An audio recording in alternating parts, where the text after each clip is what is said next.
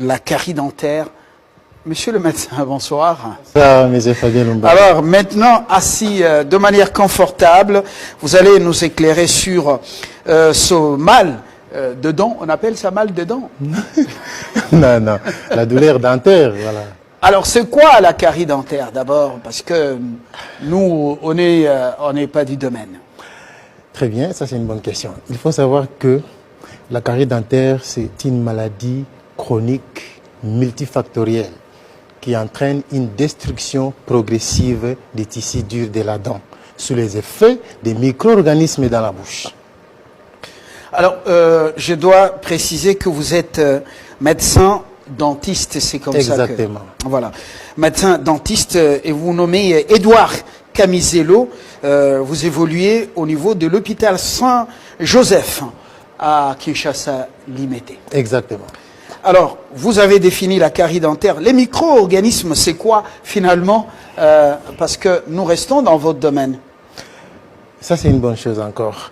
Les micro-organismes. Vous voyez déjà les mots dits micro-organismes. Un organisme en petite dimension. Ce sont des microbes qui se trouvent dans la flore normale de la bouche, de l'individu.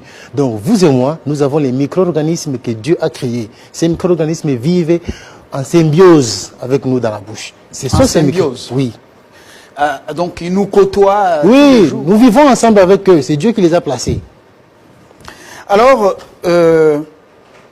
certains parlent de vers de dents, comme d'autres parlent de vers des entrailles ou du ventre. Est-ce que ce sont réellement des vers? Je souris un peu. Je sais, ce matin, quand je passais sur Rond-Point Ngaba, j'ai vu une dame avec un micro en train de crier. À qui l'on dit Nyamayamine. Nyamayamine. Oui. Il y a qu'un appel ça au Kisi. Comment Nyamayamine Kobima? Non, mais c'est Fabien Lumbala. C'est faux. Faux et archi faux. Nyamayamine n'existe jamais. Vous comprenez? Donc, quand on dit Nyamayamine, moi souvent, ça me fait mal quand je vois nos compatriotes courir derrière les tradis praticiens pour être soignés de la carie dentaire. Les Nyamayamine n'existent pas. Qu'est-ce qu'il y a au juste? Dans la dent, il y a un tissu qu'on appelle la pulpe. La pulpe à l'intérieur est innervée et vascularisée. Et tout autour de la dent, il y a des ligaments alvéolo-dentaires. Ces ligaments, en contact avec la chaleur, vont se fragmenter comme des vers dentaires. L'agent causal, je vous ai dit, c'est les micro-organismes. Ça ne peut pas se voir à l'œil nu. C'est comme on vous dit, monsieur Fabien Lumbala, vous avez un virus vous avez le VIH. Mais on vous dit, voici le VIH à main. Vous allez croire. Les micro-organismes, c'est les streptocoques. Ça ne peut pas se voir à l'œil nu. Ça, c'est une aberration d'idée. Ça n'existe pas. Alors, mais comment expliquer ce phénomène sur la ville? Dans certains coins de Kinshasa, on vous donne juste quelques racines. Après absorption, je ne sais pas, après avoir avalé un peu la sève de cette racine ou ces racines, on constate qu'il y a des vers qui sortent de la bouche et qui tombent. C'est manifeste, c'est visible à l'œil nu. Alors que vous remettez en cause ce phénomène. Comment ça? Ok. C'est bien, c'est une bonne question. Quand mes malades me consultent à l'hôpital Saint-Joseph, souvent, ils posent ce genre de questions. Dans la dent, quand la dent est trouée et qu'il y a une carie, il y a la dentine ramollie. Voyez-vous, dans la dent, dans la cavité carieuse, il y a la dentine ramollie. Et je vous ai dit tout à l'heure qu'il y a les paquets vasculo-nerveux dans la dent. Ces paquets et les ligaments alvéolo-dentaires qui constituent l'amortisseur de la dent, en contact avec une chaleur, ça se fragmente. C'est ce que vous voyez sortir. Donc, si on peut revenir sur la composition de la dent, comment on appelle cet insecte sauveur, ouais. Il trouve sa place où exactement dans cette composition de la dent? Ok. L'insecte là, je vous ai dit, ça n'existe pas. Ça n'existe pas? Ça n'existe pas. La dent est constituée de 3 parties. De l'extérieur à l'intérieur, la partie visible que vous voyez, c'est l'émail. Après, il y a la partie interne qu'on appelle la dentine, qui sera suivie par une partie qu'on appelle la pulpe. Dans ces 3 tissus, il n'y a pas un lieu où on peut trouver les nyamayamines ou les vers dentaires. Non, ça n'existe pas. Croyez à ce que je vous dis. J'ai démontré avec mes malades à l'hôpital Saint-Joseph, j'ai extrait une dent, je lui montre la dent. trouvez-moi les Nyamayamine. Il n'y en a pas. J'extirpe les paquets vasculaires nerveux, je lui montre, regardez. Ça, c'est les paquets vasculaires nerveux.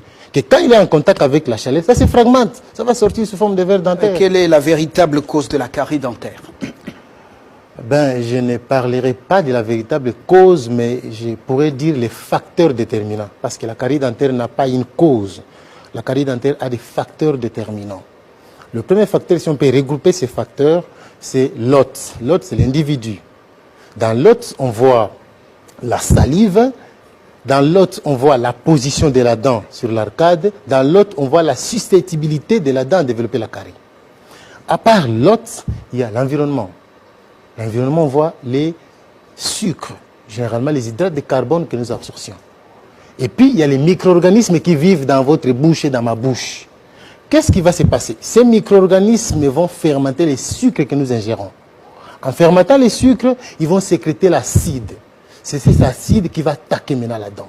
En attaquant la dent, ça va créer un trou. Souvenez-vous tout à l'heure, je viens de dire que c'est une maladie chronique qui entraîne une destruction progressive de la dent. C'est l'acide qui va attaquer la dent progressivement et les micro-organismes vont trouver un gîte pour y habiter. Et petit à petit, les trous vont se créer. Alors comment concrètement appelle-t-on les microbes responsables de cette sécrétion de l'acide et quel type d'acide s'agit-il exactement? Ok. Les microbes ou les micro-organismes responsables de l'acide s'appellent les streptocoques. C'est les streptocoques mitans. C'est un terme médical, mais les streptocoques se trouvent aussi sur la peau. Mais chez nous, c'est les streptocoques mitens. On appelle en latin Streptococcus mitens, qui sécrète l'acide lactique.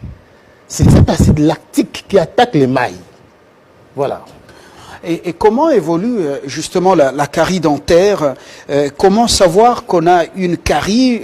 Parce que généralement, dans la conception populaire, on remarque qu'on a un trou dans la dent, comme vous venez de le dire tout à l'heure.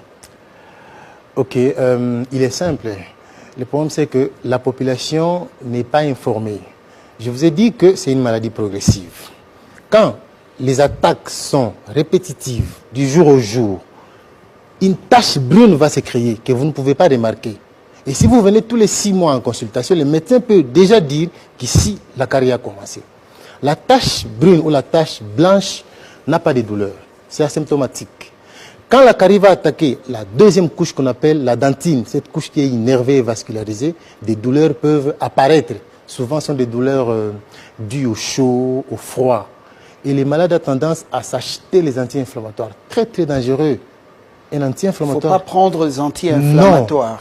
L'inflammation, c'est une réaction physiologique de l'organisme face à un agent agresseur. Quand il y a la douleur, on vous informe qu'il y a quelque chose. Vous prenez un anti-inflammatoire, vous arrêtez l'inflammation, les microbes vont continuer. Et quel est le traitement idéal contre la carie dentaire? Le traitement idéal, il faut savoir, d'abord, c'est la prévention. C'est le meilleur des traitements. La prévention veut dire il faut que la personne soit au courant de savoir comment garder sa bouche propre. Mais au cas où la carie survient déjà, le traitement idéal se fait dans les cabinets dentaires, exclusivement, pas ailleurs. S'il y a un trou, c'est seulement le médecin dentiste qui peut trouver la solution, pas une autre personne. Alors, vous parlez de l'entretien de la bouche. Vous parlez de l'hygiène buccale. Ouais. Je ne suis pas du domaine, mais je commence à revoir un peu quelques conseils depuis l'école primaire. Alors, comment brosser les dents? Il y en a qui utilisent les bâtons traditionnels, Zetamino. Il y en a qui utilisent les brosses modernes. Et qu'est-ce que vous conseillez? Ok, c'est très important cette question. Il faut savoir que l'OMS a même accepté les bâtons traditionnels. C'est conseillé. Mais partant de votre question, vous dites comment brosser les dents. Il est simple, je n'aimerais pas parler avec mes phrases, je m'aimerais démontrer. D'abord, vous devez... Vous avez amené la brosse, oui, j'ai amené la brosse dite des Mindélé. Oui, voilà. Ça c'est la brosse dite des Mindélé. Voilà. Donc la brosse à dents, d'abord vous disposez votre kit de brossage composé de la brosse à dents, d'une brosse linguale, Brosse linguale. Brosse linguale, brosse de la langue. Vous nous épircochez les tympans avec des mots...